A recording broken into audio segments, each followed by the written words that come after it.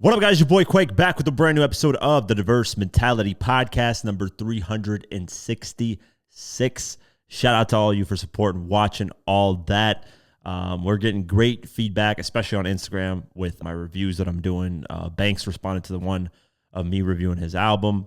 I'm going to do more album reviews. I'm going to do more album rankings. I want to restart the rankings because some of them, well, the footage is really old and we have a new format with Instagram stuff. So I'm going to re-rank a lot of albums that I already ranked and rank, future artists and artists that I haven't talked about. So I'm going to redo the Eminem one because one, like I said, old footage. Two, there was a new album that was added by the time I ranked, Eminem's old catalog. So The Death of Slim Shady, obviously, is another album that was added. So I'm going to rank Eminem's albums coming up, I think, on the next episode. This episode, I'm doing no reviews, no rankings. Simply because I'm slumped with a lot of work, and those reviews and rankings and stuff take quite a bit of my time. So I will, structure it for the next episode, and we'll do the Eminem rankings from worst to best, like I did before. And then, I might do reviews of. Shout out to you, Alonzo. You actually recommended this. Do reviews of like old classic albums as well. I think that would be really cool. I think that's I'd actually be more passionate about that than the newer projects. I'm going to be honest with you guys. A lot of the newer music just ain't hitting the way it's hitting. So I might end up doing just reviews of older classic albums and giving my ratings of that. So that actually is a good idea, and I might end up going that route and reviewing. I might just do, because I only have a few classics on my actual list. So I might do like my own list of classic albums that is solely my opinion, has nothing to do with what other people think. And I think I've listed them on here before. It's 100% Give It or Die Trying, J. Cole's Born Sinner, Luca Brasi 3 from Kevin Gates, Chameleonaire Ultimate Victory, Eminem Relapse. I got that as a classic because when I actually listened to it, I realized, hey, there's literally, and to me, a classic is no skips at all. So I'm already doing rankings right now, even though I said I wouldn't do it. But Eminem Relapse is there. And, I gotta look through some albums, actually listen through them and see if there's any skips, because there might be a few artists more in there, but I'm very limited on classics. Like if I call something a classic, to me, it has to have absolutely no skips. Like there's not a single song that I sit there and I'm like, this is horrible, whatever. I have to enjoy the whole album. And those five I just mentioned, there's not a single song that I ever skipped on there. If I do, it's just because I don't feel like listening to it at that time. But like as an album itself, I've listened to the whole thing multiple times, millions of times actually. Also, there's a really cool thing that I'm thinking about talking about is the worst song on classic albums. So with this list, it would be not what I consider classics, but what most people consider Nas's Illmatic a classic. That's like the culture considers that a classic, right? That's not that's a no-brainer, right? Tupac, All Eyes on Me, Biggie, Ready to Die, Life After Death, whatever. You can go back and forth. Ready to Die is mainly the one that people consider more of a classic, like Jay-Z Blueprint, Eminem, Marshall Mathers LP, or Eminem Show, whichever one. The culture basically considers both those classics. Kanye West, Graduation. Basically going through all these classic albums that people consider classics and selecting the worst song off that album. That's actually would be a cool thing as well. So I'll have to structure the stuff out. I want to do album rankings more because I think it's just more intriguing, and especially with the album sales posts that I'm doing. It's really getting me to go over a lot of these artists' catalogs and rank, their stuff. So I'm probably going to do Eminem first. I'm going to do the worst to best because Death of Slim Shady is out. So it's a new album that I can kind of discuss in the rankings. But for the most part, I don't think my rankings change. I got to really look back on what it is back then. But yeah, I'm going to do that. That's the next thing I'm going to do. And then, if there's any new projects that come out, obviously reviews and stuff like that. But I do also want to review old albums, like old albums that came out, and just give my thoughts on it. Shit, I might go over each year and be like, what are the 5 best albums that year that came out and review them, and then go on to the next year and go on to the next year. Not in one, obviously not in one podcast episode, but do it to where, I have 5 episodes. I rank or I review the 5 best albums that came out that year and get my thoughts on it, because now we got hindsight, retrospective, all that shit. Now we can kind of look back and see what did age well, what didn't, what got overrated, what got underrated, and stuff like that. So yeah, we're doing these album sales stuff, the RIAA and certifications, and we're doing all these posts. It's been getting great feedback. It's something that's different on Instagram, and it's something that I really appreciate. I like doing things that are different and just something that just gets people, questioning things. And it's funny because some of the comments, man, people go in on me like, man, what the fuck? This album's diamond. Like, no, it's not, bro. This is not 3 times platinum. This has to be gold or whatever. Not gold, but this has to be like 8 times platinum. And I'm like, dude, I'm going over. First, the only numbers we officially can actually see is YouTube and Spotify, from what I'm aware of. I could be wrong, but from what I'm aware of, that's the only public numbers we can see. So I can't see Apple Music. I can't see any other streaming platform that's out there. No idea what the numbers are, those. That's just Spotify being the biggest one. I got to then guess, because Apple, I think, is the second biggest one or third. So from there, you got to guess, what percentage of the pie that Apple Music owns. And let's just say an album gets 100 million streams on Spotify, and Spotify is 40% of the market. I'm just throwing random numbers out here. Then you got to do whatever Apple is of the market. Let's just say it's 20%. Then you got to do 20%. So basically half of that streams. If it gets 100 million, then on Apple Music, it probably got 50 million or 40 million. So that's the kind of way I gauge it when I'm looking at things. So when people are like, man, this is not this. And I'm like, dude, you guys are literally just like going off of your feelings of what you think. I'm actually trying to look into the numbers as much as possible. I'm trying to see what's the last official update of the album publicly that we can see anywhere. Because I look at old SoundScan numbers from like 2006, 2004 and see what the year-end numbers are. And that's like one way to tell, hey, that year it did whatever, 700,000 copies or 1.5 million or whatever the case may be. So that's how I'm going with it. And it is kind of just throwing my thoughts of what I think it is. I might be wrong. I'm not saying I'm 100% accurate on the prediction part, but arguing with me about, is it, platinum right now or whatever, like you can literally go on the website for yourself and see. So that part of it never made sense to me when people comment like, how is this, platinum? What are you talking about, bro? This is way more than platinum. I'm like, dude, you can just go to the website and go check for yourself. Like I don't have a secret access to finding these RIAA certifications. You just go to RIAA.com. That's it, RIAA.com.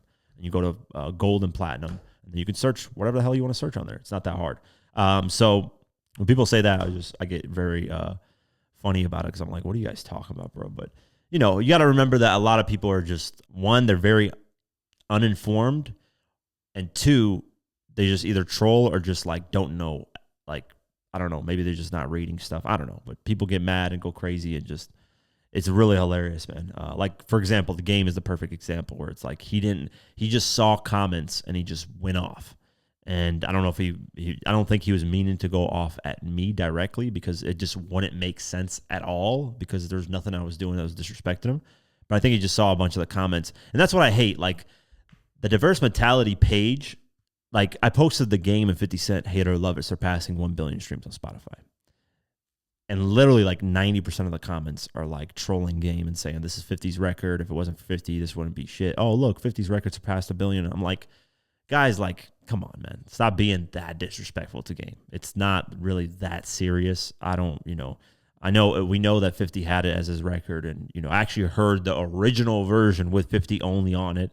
And had 50 kept that record for himself, it would have been a hit regardless. But still, it's still Game's track. You can't just be like, oh, no, it's not Game's. Like, officially, it is Game's track, whether people like it or not. So I just see some of these comments. I'm like, damn, bro, like my audience is very, very 50 Cent fan based. And there's no problem with that. Obviously, I'm a big 50 Cent fan. He's my favorite. So I have no issue with that. But when I see stuff like that, it's like overboard. And I just want to respond and be like, we get it, guys. Like, can you just give props to the song getting 1 billion streams? It's not that fucking serious. What was interesting too is Cool and Dre reposted our post about it reaching surpassing 1 billion streams, and then literally cropped out like my logo and stuff. I'm like, what is going on with some of these pages that take these posts from my page and then just crop it out? And it's like, just post art. I think I might have to put the logo lower and actually put it like more, because I think when they're cropping it out, they're doing like the old school post, not the big vertical, which actually kind of makes sense, honestly. Because, Instagram has that little boxed version of the post.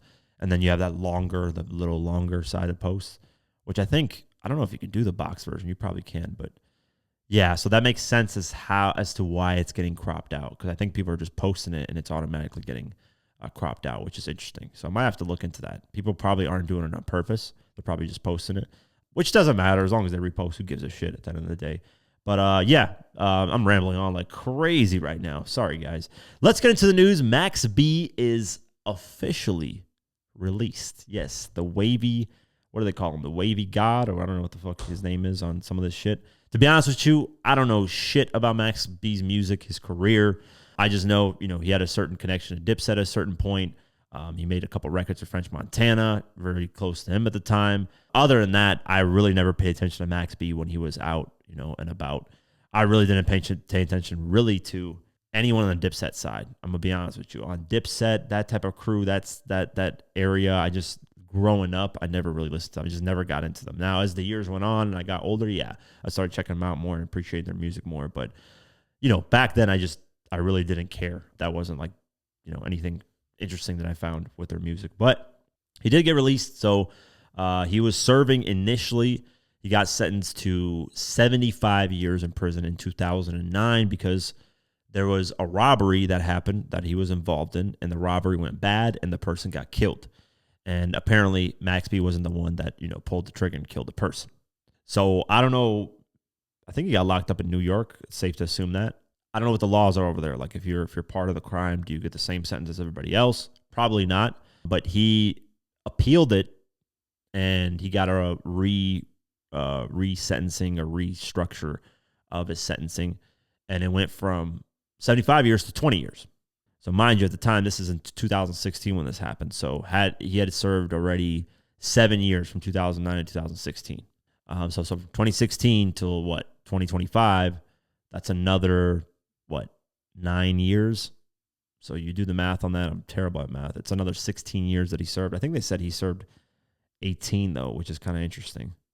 So I don't know. I don't know exactly what the sentencing when he got locked up, but they said he served 18 years out of the 20 that he's supposed to serve. So yeah, he's out after 18 years. Mind you, how different the world is now? Like he's never had Instagram. Barely Twitter was a thing. MySpace was the poppin' shit in 2009. It's fucking crazy. Like getting out in 2000, from 2009 till now. Like this guy's going to experience so much different stuff. It's going to be really funny.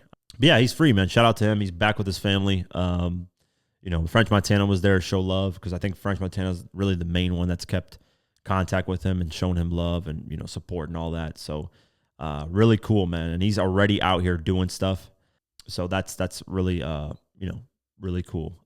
He's already doing he's at the New York Jets game. He already showed up there. They're asking him about his fit. Show people the fit. Like he's doing already the trendy, cool things, which is smart, man. He's already taken advantage of the hype of him getting released by people. And he's already getting to content, already doing stuff.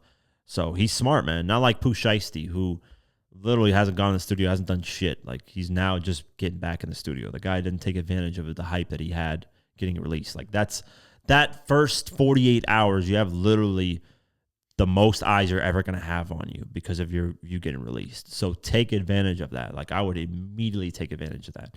That's why artists drop first day out records. So it's smart on Max B for doing that. But yeah, we'll keep our eyes posted. We'll see what happens moving forward. Who's going to get the first interview with him will be interesting as well. I'm pretty sure Vlad has a huge bag for him and who knows what else. But yeah, we'll see what happens. Diddy is out here doing wild things in prison. He got caught with alcohol. No joke. Let's go over the article. Diddy has taken a step back on his journey to complete sobriety in prison. The mogul, who's currently at FCI Fort Dix, insane name to be locked up at, was reportedly caught drinking on the prison's grounds per TMZ.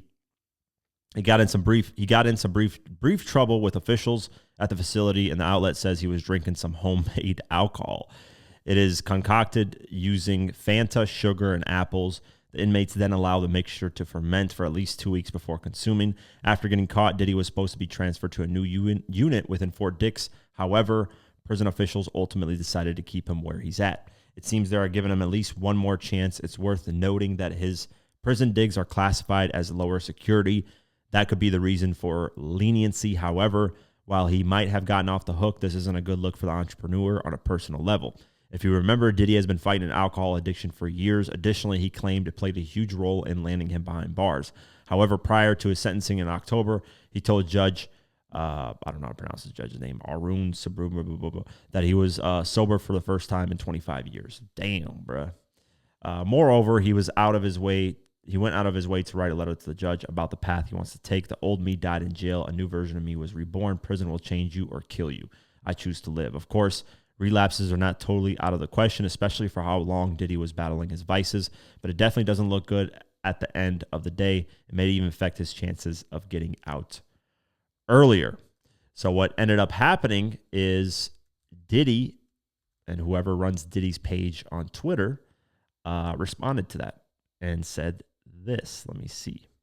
Might have removed it, actually, which is interesting. Yeah, they removed it. Damn, I just saw a tweet from Diddy's page saying that the reports of him drinking is false.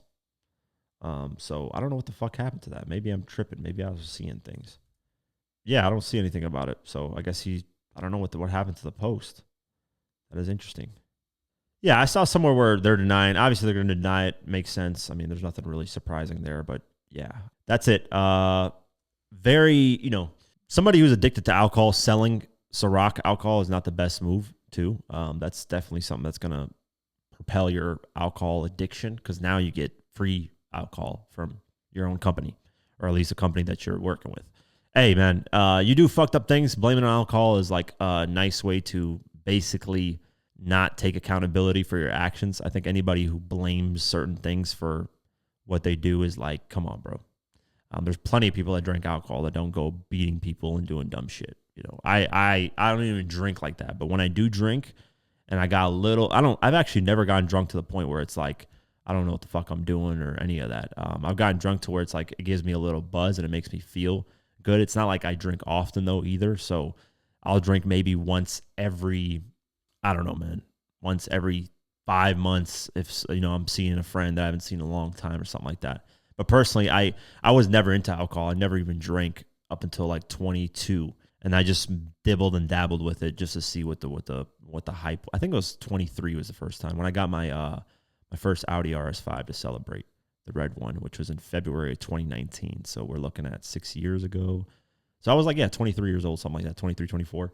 That was like the first time I ever like had a sip of alcohol and was drinking a little bit. But yeah, I just never understood. It doesn't taste that good. It's not good for you. It's like, what's the kind of hype around it? I never understood it. I get the little buzz feeling. It makes you feel a little bit cool. But other than that, it's like, I don't get it. I don't understand it. I'm probably just going to stop completely, honestly. Even though I don't drink at all. It's like, just stop completely doing it. It would be way better. I don't know why I even started in the first place, to be honest with you. But yeah, that type of shit, not cool. And Diddy blaming it on that is not, it's just a get out of like jail free card. Saying like, oh, it's because of this I did this. Like, nah, man. There's plenty of people that drink that don't do that shit. Yeah, we'll keep our eyes posted, man. Clearly, if this is any way, shape, or form true, he definitely has an addiction. Because if you're locked up where it's like very hard to get access to alcohol and you're still drinking in there, you definitely got a problem. That's like you need to see rehab right after you get released, 100%. But yeah, we'll see what happens with the Diddler in the coming weeks as usual. Clipse have done an interview with GQ and they talk about their run and basically mentioning other artists, and they address people basically accusing them of mentioning other artists for clout. So let's go over this article.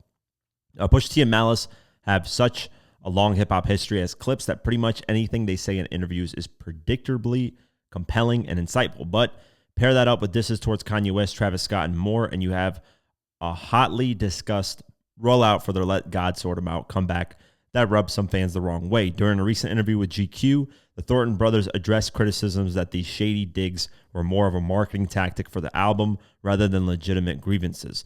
But they think this is an obvious interpretation that doesn't invalidate their earnest responses. Yeah, but look who's saying that, though, Malice argued. Because on the other end of that spectrum, there are people who really see clearly that Pusha don't lean on that kind of stuff. And look how long he sat on what has been going on. But that's what they do on the other side. So they think that we play that over there, but nah, we don't. And we don't snitch and we don't tell. You can't let the journalism be a main focus of the rollout, and you tiptoe around shit, Pusha T added. I wasn't going to come in and give you scenarios and be tiptoeing around the stories. I'll take the criticism, it's fine, but never call me a liar because I never lie. I never lie. Let me tell you something. I think lying's for bitches. If you lie about shit, that's because you're scared of something. And I'm not scared of anything or anybody, so I say what I say. Hey, I respect that. That's an interesting response. Yeah, for those unaware, Pusha T's beef with Kanye West stems from years ago of conflicting loyalties concerning Drake, which, you know, Pusha T is the type of person who doesn't like flip-floppers. And then the feud with Travis Scott was basically had to do with like throwing Pharrell under the bus and then Travis Scott playing a record with Drake taking shots, all kinds of dumb shit like that. But Travis Scott essentially responded to that because it obviously made its waves through the media because it was on November 7th that everybody was discussing this. Then on November 8th, Travis Scott is performing in Japan and brings out Kanye West and decides to essentially diss Pusha T. Let's play this clip.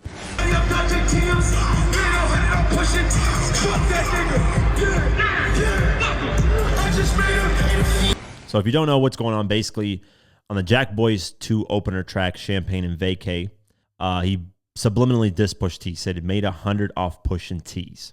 However, rather than the rap line next on the song, which says, now my phone on DND, Travis Scott decides to, on the live show, say, fuck that, N-word. So he flips it up and just basically doubles down on what he said about making 100 off Pusha T. So Kanye West is there, so clearly he probably feels the same way, which is unfortunate. I think Pusha T is, he's very, very honest and very direct, and he, draws a line and doesn't want to play flip-flop, and I get that because Kanye is all over the place sometimes.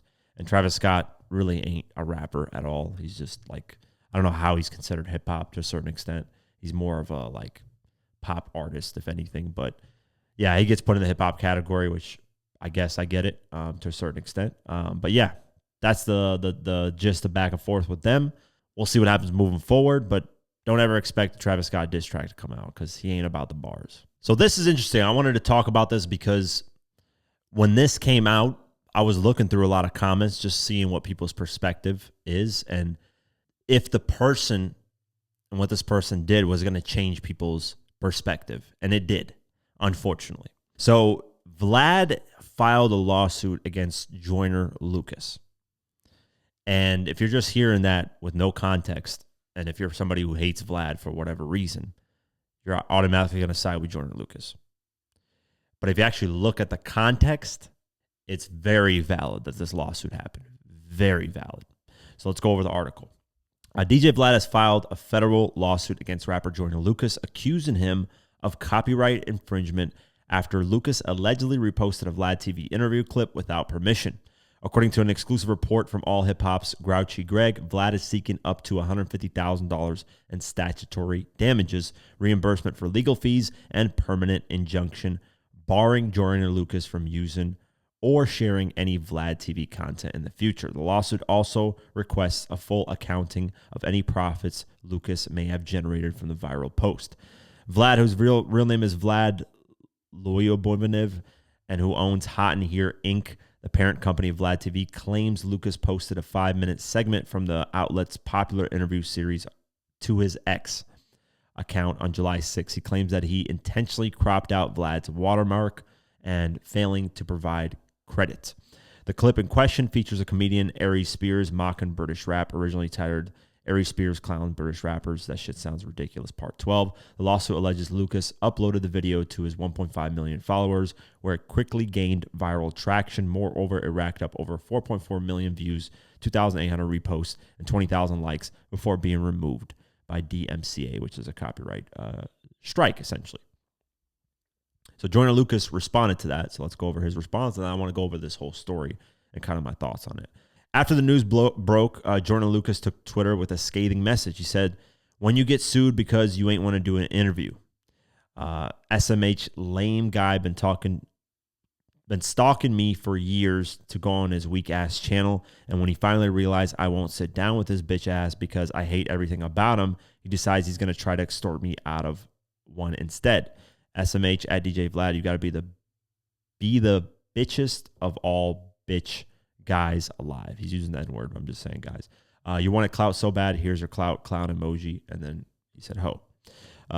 Lucas included Alleged text screenshots of Vlad offering to drop the lawsuit in exchange for an interview and a screenshot of his response. Dear Vlad, suck my dick, he expressed. Call your attorney and do whatever you have to do.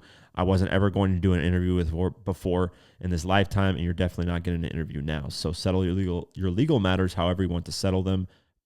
P word. And then I always thought you were a bitch, and this confirms the kind of bitch you are. No way in this lifetime or next will I ever allow someone like you to try to extort me out of an interview. You got me all the way effed up. DJ Vlad actually responded on Twitter, reposting it on his Instagram. I'm going to respond to Joyner Lucas' temper tantrum over me suing him for copyright infringement later this week. He wrote, everything I'll talk about will be facts. They're going to skip that part, though. Yeah, so I'm a content creator, right? And I actually had this happen to me with the Diddy interview that I did. When you're taking interview clips or you're taking content from anyone, anyone, you do have to give credit where credit is due. That's why you see a lot of big news platforms. They'll message or they'll comment or they'll DM the person and say, hey, can we use this on our platform? And if you say yes, okay, then they'll use it and they have your consent.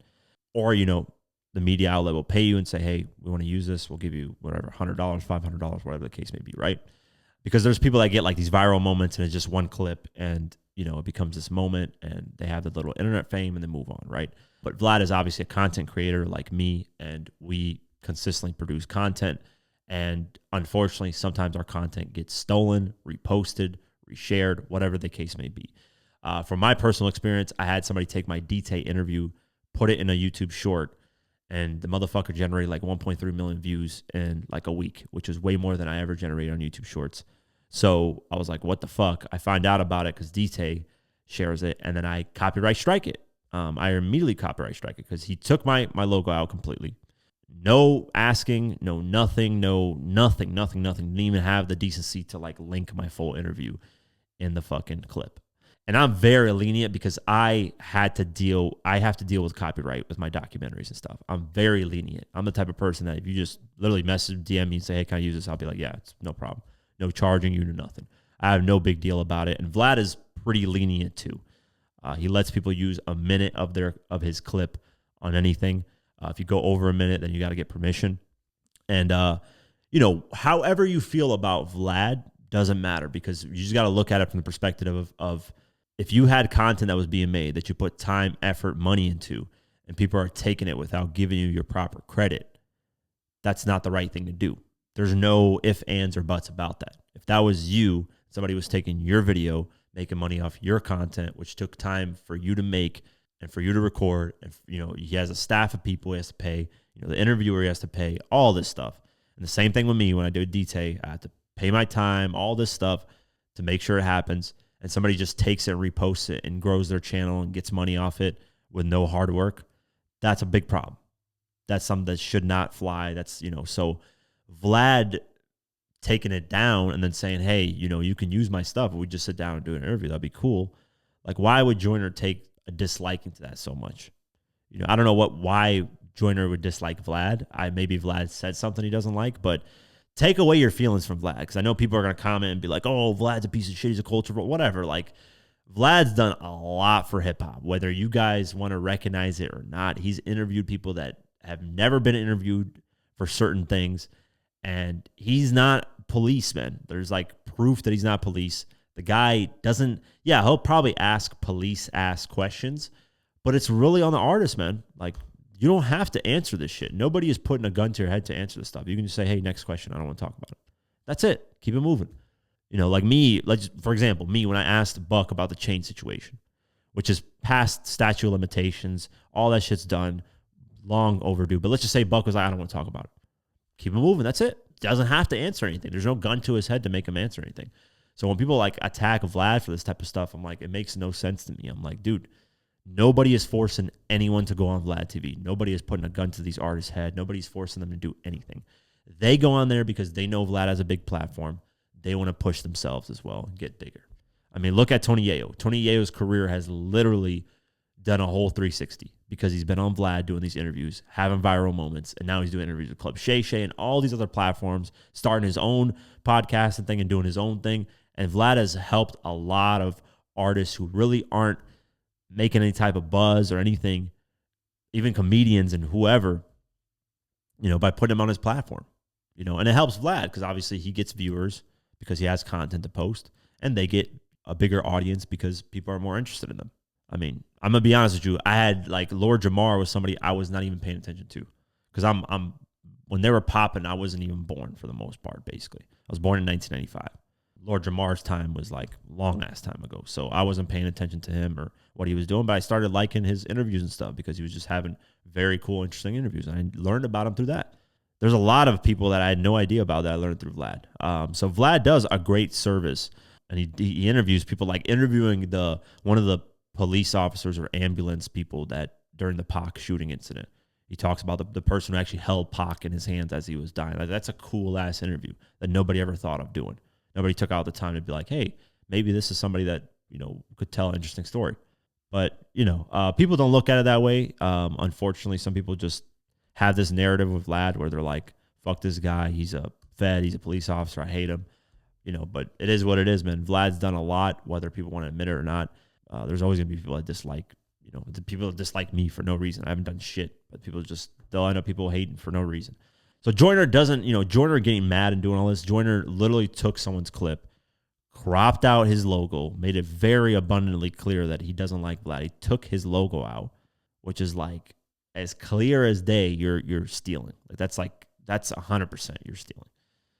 Because had he had his logo in there, it would have been a little bit. I bet Vlad wouldn't have been as upset because Vlad's pretty lenient, like I said, on people using his stuff. Pretty lenient. Now, if you're taking full clips and just re-uploading, that's a different story. But every now and then, I've had videos, he has that 1 minute rule, but I've had videos of his interviews where I'm putting a documentary and it's gone over a minute. I've never gotten copyright striking for that because he's been very lenient about that stuff. Because he knows I've been in that position too. So me, if somebody were to take my Young Buck interview, DT, or my Give Rich Die Trying documentary and parts of it, either just give credit or just ask for permission. I mean, the easiest way is just to give credit because, asking for permission, I can't respond to everybody's email if they're asking for permission. But just give credit. Tag, if you're on TikTok, tag my official TikTok at Diverse Mentality. If you're on X, tag, it's really just that simple. But people don't even want to do that, or people just don't know to do that. There's some people that just repost and they don't really care. I mean, you should know to do that because you're taking somebody else's stuff. Yeah, if you read comments on this lawsuit, man, you'll have people saying, man, fuck that guy. He's the feds. Why is he suing? It's clear as day why he's suing because it's his content. You can't take his stuff. Just like I can't go in your house and take whatever you got in your house or whatever you've done on social media. I can't take your clips without your approval. Imagine you're making content, right? And I take your clips and I blow up off your shit and you're doing all the hard work. How would you feel? I'm not saying that's what's happening with Vlad because Vlad's already blown up, but that's essentially what, if this flies, then anybody can do it. Doesn't matter what level. So me, all I care about is credit. Just give me the credit because I know copyright shit gets annoying because I had to deal with it. So I have sympathy for people that, use clips and want to, use them for specific reasons. But just give me credit. That guy who got those piece of shit views, no credit at all. No, nothing, bro. Just straight ripped it. He added his little touch to it, adding images, but it's still my clip. You have to get approval or at least give credit. That way you show good intention. When you don't get approval, even if you don't get approval from the person, right? Not don't get approval, but let's say you don't get a response to use the footage from the person. Because if you don't get approval, then you can't use it. But let's say you don't get a response from the person. At least give credit because that shows good faith. That shows that hey, I'm not here just trying to steal. I'm trying to give props to to the actual person who did the work. So that's my take on it. I hope you guys understand where that viewpoint is coming from because I'm a content creator myself. So it makes that viewpoint, it just makes sense in general. It's really, really easy to understand. And, does Vlad need a Joyner Lucas interview? No. I think, honestly, Vlad would be helping Joyner Lucas with the interview a lot more than anything else. So there's no disrespect, I think, from Vlad's end. He's just why do that? And then why backtrack and treat me like shit? Because a lot of, there's people that hate Vlad, and it's literally just because maybe they don't like his voice or the way he does interviews. It's nothing personal. It's just people, if they don't like you, some people just don't like you just because they don't like you. There's nothing you can really do about that. Not everybody in the world is going to like you. I could really care less. There's people that legitimately, they judge me off of a second clip. On Instagram, I'll get immediately, you're white, why are you speaking all this? You're culture vulture, you don't know shit about hip hop. Immediately. And it's dude, I've been doing this shit since I've been delivering content for hip hop since I was 12 years old. I am 30. So I've been doing this my whole life, studying hip hop, respecting hip hop, all this. But there'll be somebody will see a clip, me being, a white person, just be like, fuck this guy, he's a culture vulture. He doesn't know shit about what he's talking about. And that's the same thing Vlad gets. That's the same thing a lot of white people unfortunately get without, people just actually watching the stuff. But who cares about those people? They don't really know about what I do. They don't know my content. The people that actually watch me understand. So there's nothing you can do about that, man. There's people that are going to see split seconds of you and they're just going to judge you off that split second, and that's it. Nothing you could do about that. So yeah, just overall interesting, man. We'll see what happens with this. We'll see what Vlad's side of the story is, because he's saying he's going to expose the truth, which, yeah, that'll be interesting as well, because he probably has a DMs or things of maybe Joyner saying, yeah, we'll do the interview, and just never followed up on it. Who knows? But yeah, we'll see what happens moving forward. Machine Gun Kelly, there is a new, well, not a new song, but a new leak from a song that came out in 2024. And in this leak, there is a part where Machine Gun Kelly decides to diss Eminem. But apparently, and this is according to Machine Gun Kelly, he released the full song and there is no alternate version. So it has people speculating, is this AI or not? Based off what I can tell, it is not AI. I mean, the flow is exactly the same. The type of bars Machine Gun Kelly would spit is really there. I mean, it's hard to find the exact instrumental and get the exact voice to match the rest of the song. So to me, it doesn't sound like AI, but I can't play the record here in this video because of copyright. They've shut down like every post of this song, rightfully so, because, it's a leak. It's not supposed to be out there, whatever. But this version towards the end of this track, which is titled El Pistolero, which is off this Hotel Diablo, I think, project that Machine Gun Kelly had out. So that song came out in 2024. But this leaked version towards the end, Machine Gun Kelly is dissing Eminem. So let's go over those bars, and I'm going to talk about potentially why Machine Gun Kelly went at him. And it's pretty clear because Eminem has been going at him for quite some time, just responding to him or just, sending funny, subliminal shots or direct shots at him. So let's go over the bars of the end of this track first. Towards the end of the track, this is what Machine Gun Kelly says in the song. I committed lyrical homicide, you decide. Just look at the name of his album and he's the one telling you.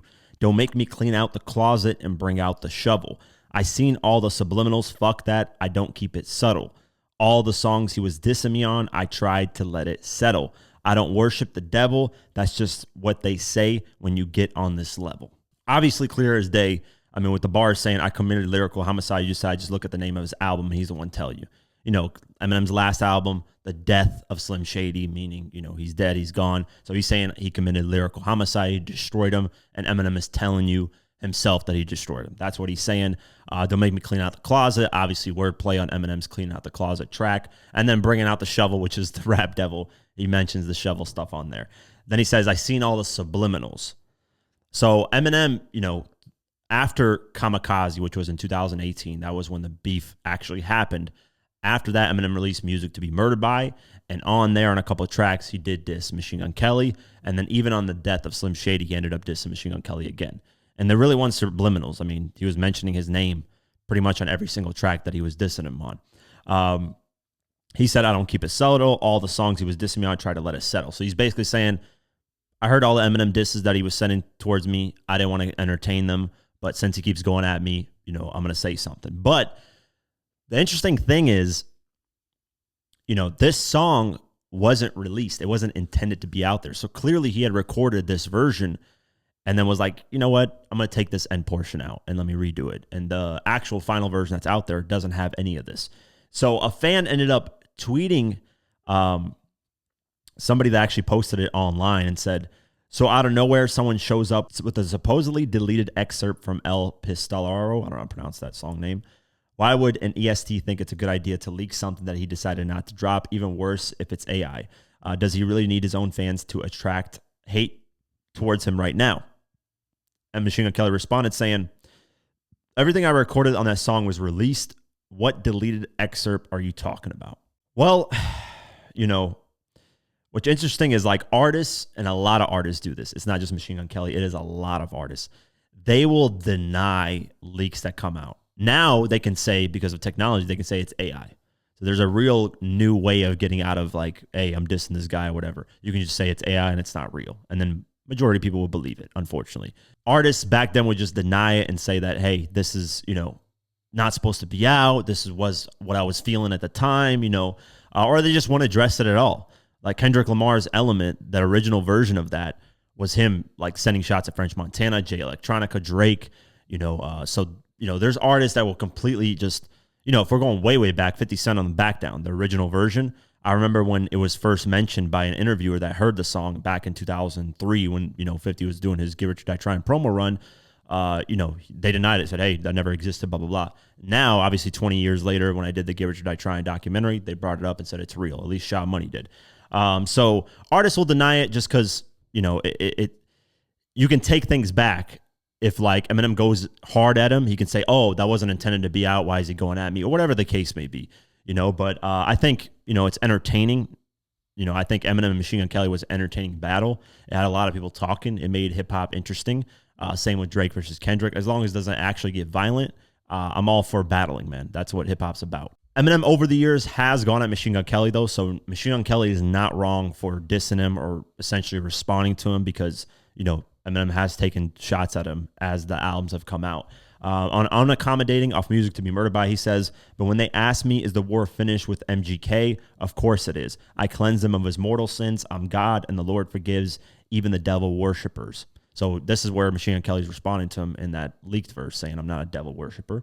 And then I'm moving on, but your scruples are gone when you're born with Lucifer's horns.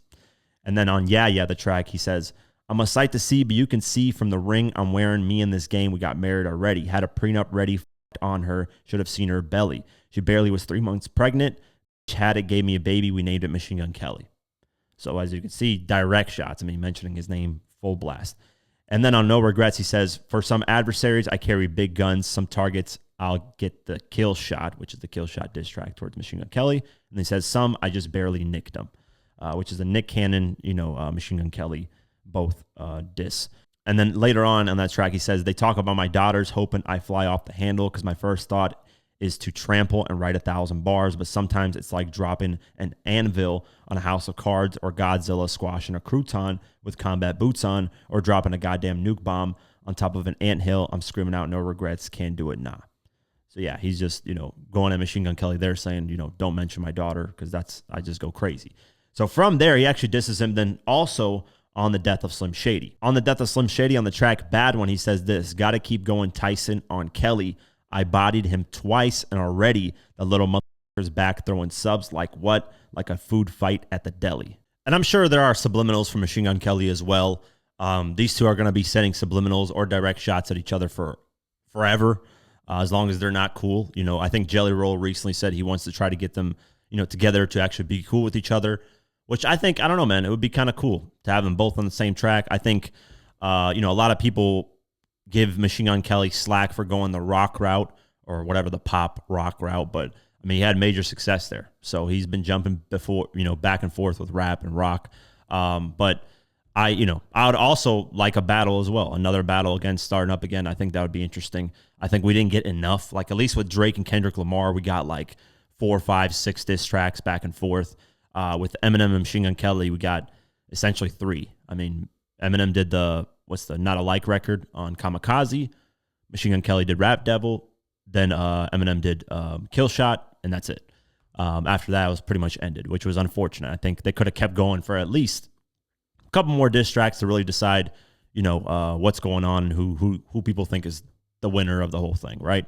Regardless, I think this leak shows that Machine Gun Kelly still wants to, battle with him in some sort of way, but he's also hiding it, which is not cool. I think a leak like that coming out is probably from his team. It's probably a calculated leak because a lot of artists will leak records just to test out things and see how people are reacting. And if the reaction isn't good, then people will be like, the rapper now can really have an out and be like, oh, it's AI, it's nothing, it's just a record that people are faking and making, stuff like that, which is unfortunate in today's time, but that's what we're dealing with. So let me know what you guys think in terms of, do you guys want to see this battle again? Yes, no, maybe so. Let me know in the comments. Speaking of Eminem, he is breaking more records. This guy is, if anyone's adjusted to the modern time from the 90s, the best, it is Eminem.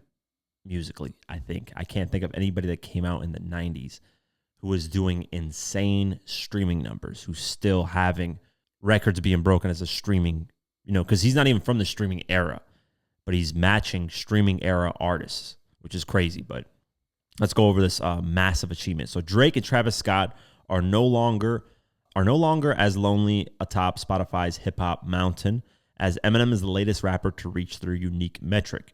He just surpassed 60 million streams on digital streaming platform, making him the third most streamed rapper on the service. Let's see. For those unaware, Travis Scott surpassed Eminem in Spotify streams this July, passing the 58 million mark first. According to KWRRB, which is the place you can look, LaFlame has 60.3 million streams at press time, whereas Slim Shady has 60.087 million.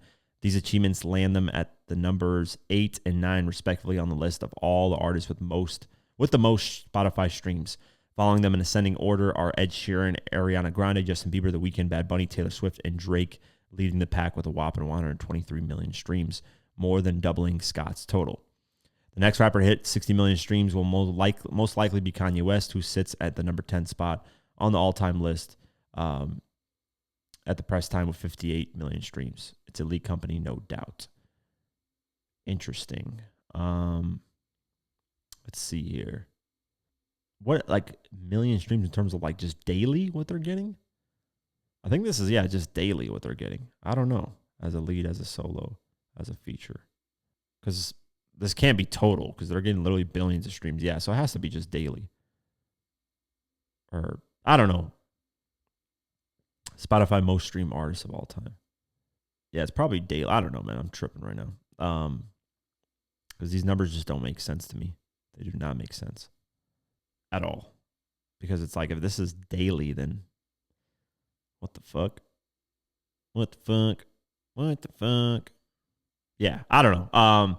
Regardless, he's in that group. Shout out to Eminem. He's the only one that's adjusting to actually, like, modern shit, which is from a guy who's from the 90s. Because look at this list. It's Drake, Taylor Swift. Well, Taylor Swift came out in, like, 2008. So I guess Taylor Swift is still there. But Bad Bunny, Drake, Weeknd, Justin Bieber. Yeah, kind of. He came out the same time as Drake. Ariana Grande, Ed Sheeran.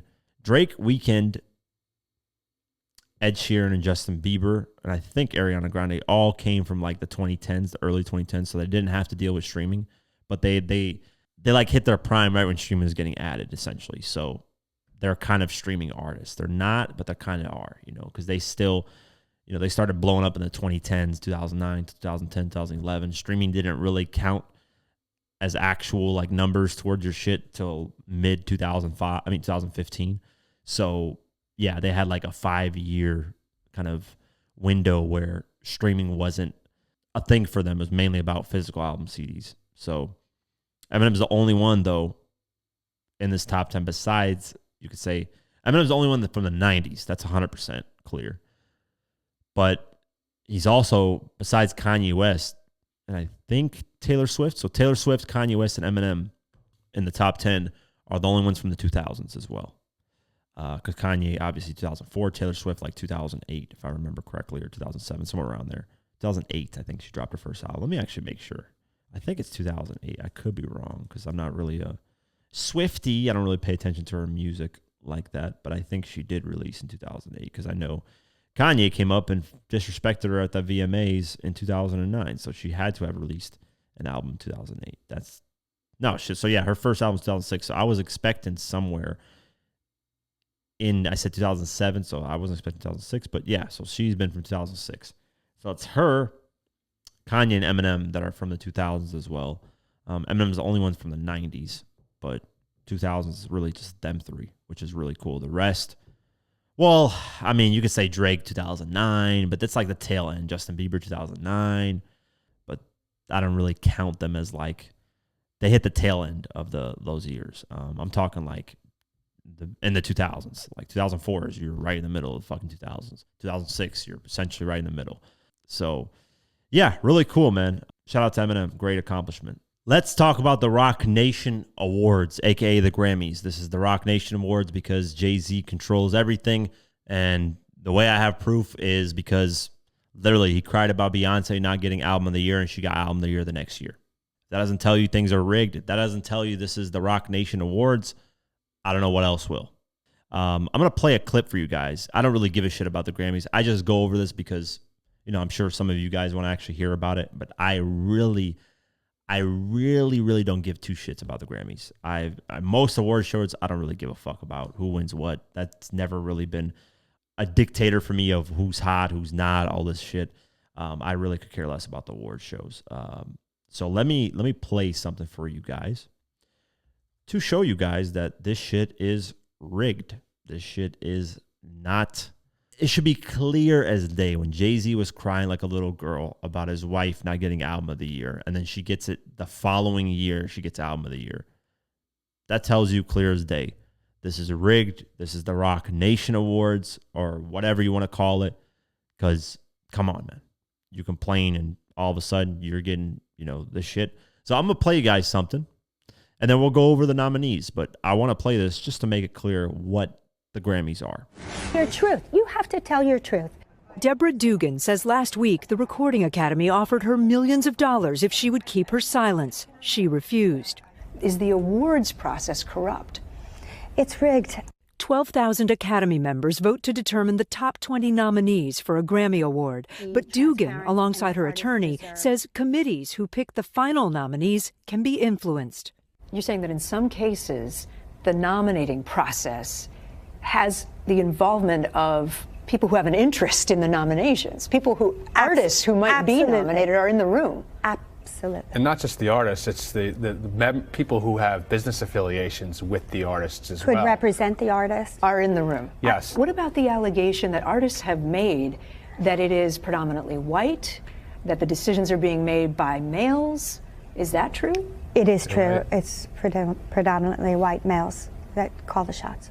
She says Sunday night, artists up for Song of the Year took spots from Ariana Grande and Ed Sheeran. When you move somebody up, somebody comes out. And I was in the room, and I did see that happen. See, there you go. A whistleblower.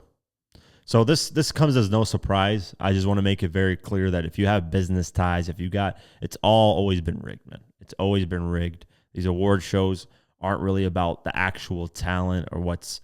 It's fine if there's a lot of great albums, right? And it's hard to choose between them.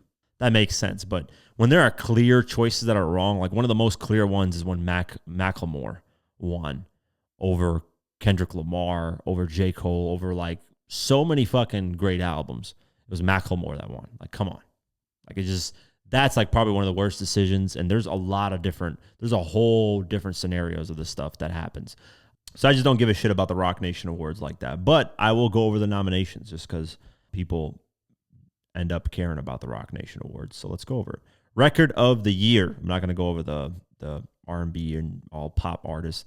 Doechii with Anxiety. Kendrick Lamar says it with Luther. So they're both nominated. Album of the Year. You got Let God Sort 'Em Out, Clipse, which is the Rock Nation Awards. Of course they're going to get nominated. They got the Rock Nation Awards push. Kendrick Lamar, GNX on there, and Tyler, the Creator, Crow Macopia. I don't know how to pronounce that properly, but yeah. Song of the Year, you got,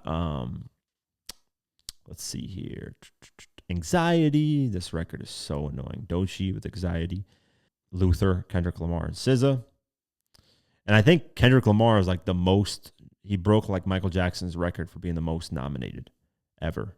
Michael Jackson was like 14 times nominated in one night, and Kendrick's now like 15 or 16. Some crazy shit like that. But just a reminder, Michael Jackson's the biggest artist literally that ever existed. I mean, just look at the Michael trailer that's coming out. I'm definitely going to go watch that movie. I can't wait. And I'm going to give you guys a review of that because I cannot wait to go see that shit. I'm going to probably dress up like, hey, just start dancing and shit. I don't know. I'm going to figure it out. But yeah, Producer of the Year, all this shit on all the music, whatever.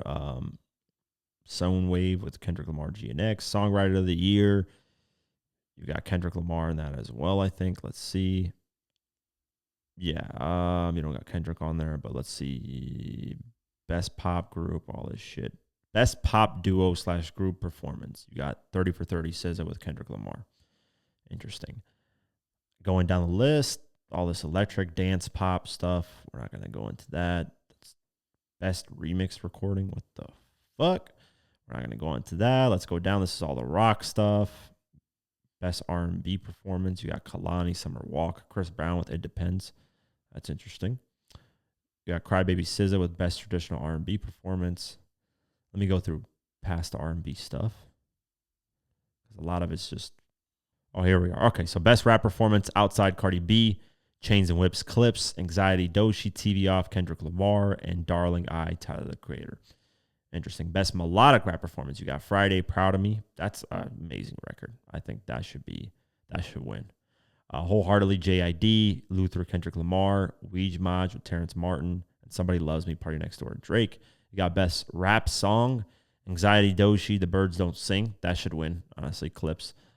Sticky with Tyler, the Creator, TGIF with Glorilla, and TV Off, Kendrick Lamar. Best Rap Album, you got Let God Sort 'Em Out, Clipse. You got Glorious, Glorilla. You got God Does Like Ugly, JID. You got GNX, Kendrick Lamar. And you got Tyler, the Creator, Komakapia. It might be the Kendrick Lamar GNX. I'm going to be honest with you guys. I love the Clipse one, though, too, man. It's very tough. As far as this year, obviously, I don't think GNX dropped this year. It dropped at the end of 2024. So as far as this year, Clipse definitely has an album. It's in discussions for Album of the Year. I will go over that list at the end of this year, but it's definitely up there. Yeah, so that's really the gist of it in terms of nominations on the hip-hop side. You got a bunch of country stuff. Then you got a bunch of contemporary, a lot of different shit, right? Which is, best song written for visual media, best music video, which is Clipse So Be It on here. You got Doechii, which I think, honestly, that Clipse So Be It video is hard. That'll be interesting if they win that. Best recording package, what does that even mean? Best album cover. Now they're starting to do this. Man, there have been so many artists that would have won this back in the day. They should have had this shit a long time ago. Best album notes. Best historical album. What timing is it? Oh, from 1975, 1980, 1976, 19... Interesting. Best historical album. That gives an artist to win another award potentially down the line. I did not know about some of these categories. Some new categories on here. But regardless, the Rock Nation Awards will be live, I think, during Jay-Z's birthday, probably. I would not be surprised because the Rock Nation Awards, it has to cater to, it just has to. It has to cater to Beyonce and Jay-Z. That's what this is all about. It premieres Sunday, February 1st, the Rock Nation Awards. I'm pretty sure that's probably Blue Ivy's birthday. Who knows? I don't really give a shit about these awards. I just went over them because I know a lot of you guys care about it and like to, oh, my favorite artist won this award. My little golden trophy that's there. Whatever, man. But whatever. I'll go over it when the nominations and winners happen as usual. But let's get into new music. Quavo, Yeet, and B. Binix. I don't know how to pronounce that motherfucker's name. New Trip, G Herbo, Low Herb album. Smiley, Never Box Me In, the album. DJ Snake, Nomad, the album. Danny Brown, Stardust, album. Shout out to Danny Brown, man. He's got some funny 50 Cent G-Unit 28 stories. Ice Spice, Pretty Privilege, is out now. JT, Girls Gone Wild. Snot, Driver A. I heard that was a really good record. Lil Baby, Try to Love. And I think that's about it for new music. Album sales. Taylor Swift is still at number 1 with The Life of a Showgirl at 119,000 copies. K-Pop Demon Hunter soundtrack is at number 2 still with 86,000. Morgan Wallen, I'm the Prom, number 3 with 77,000. Florence the Machine, Everybody Scream, debuted at number 4 with 55,000. Tyler, the Creator, Chromacopia is at number 5. I don't know why this came back on the charts. Who knows? Maybe vinyl, maybe some other shit. But it says debuted, so is this like a special edition? Who knows? But it's at 48,000. Sabrina Carpenter, Man's Best Friend, at number 6 with 38,000. Olivia Dean, The Art of Lovin', number 7 with 36,000. SZA, SOS, number 8 with 30,000. Morgan Wallen, One Thing at a Time, number 9 with 29,000. Cardi B, In My Drama, number 10 with 29,000. Going down the list, Michael Jackson's Thriller is at number 16 with 21,000. That's very, very cool because this is Thriller. NBA Youngboy, Massa, is at number 21 with 20,000. Drake, Take Care, number 23 with 19,000. Party Next Door and Drake, Some Sexy Songs for You, number 28 with 17,000. Gunna, the last one, number 31 with 16,000. Kendrick Lamar, GNX, number 33 with 16,000. Eminem, Curtain Call, number 44 with 14,000. Playboi Carti, Music, a.k.a. Domestic Violence, Music, at number 46 with 14,000. BX The Plug, I Hope You're Happy, number 47 with 13,000. And Drake, Views, at number 48 with 13,000. Drake's got 2 of his old albums, actually 3 with The Party Next Door, but 2 of his old albums on this chart. That is very interesting. That's it for today's episode of the Diverse Mentality Podcast. On the next episode, I will be ranking Eminem's albums from worst to best, with including obviously Death of Slim Shady, because the last ranking did not have that because it was not released. And I'm going to probably have to update this because hopefully 50 and Eminem dropped their collab album, and then I'll have to add that on the list later on, which technically doesn't count as an album because it's a collab album. So, regardless, Spotify, Deezer, Podcast, YouTube, all that. Have an amazing night, day whenever you listen to this, and peace.